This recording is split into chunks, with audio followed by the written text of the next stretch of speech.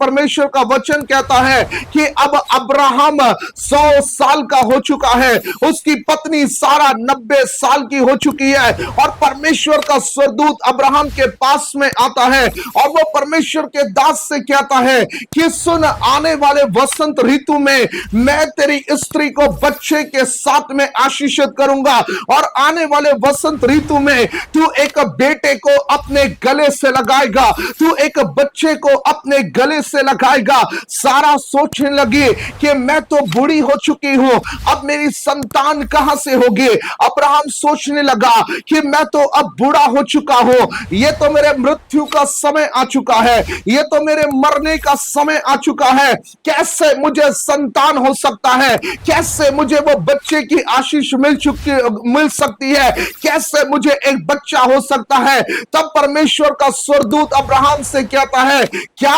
परमेश्वर के लिए कोई काम कठिन है? वो नियत समय पे तेरे को अपने बच्चे के साथ में आशीषित करेगा।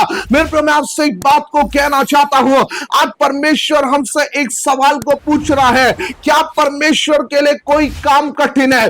कई बार जब हम अपने जीवन की चीजों को देखते हैं, हमें ऐसा लगता है कि यह काम नहीं हो सकता, लेकिन परमेश्वर का स्वर्गदूत अब्राहम से कह रहा है, क्या परमेश्वर के लिए कोई काम कठिन है? अब्राहम को यह विश्वास हो गया, उसने परमेश्वर के वचन के ऊपर में विश्वास किया।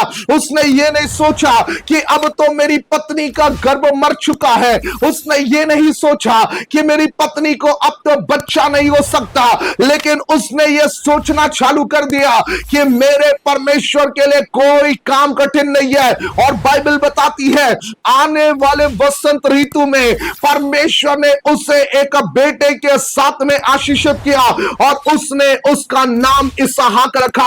आज मेरे प्रियो, आपको अपने परिस्थिति से एक बात को कहना है कि मेरे परमेश्वर के लिए कोई काम कठिन नहीं है। कई बार हम अपनी परिस्थिति को देखते हैं, हमें ऐसा लगता है कि यह काम तो मेरे लिए बड़ा कठिन है, यह काम तो मेरे लिए बड़ा मुश्किल है, यह काम तो मेरे लिए बड़ा कठिन है। लेकिन आज परमेश्वर हमसे इस बात को सुनना चाहता है कि हम अपने प्रभु से कहने लग जाए कि परमेश्वर के लिए कोई काम कठिन नहीं है।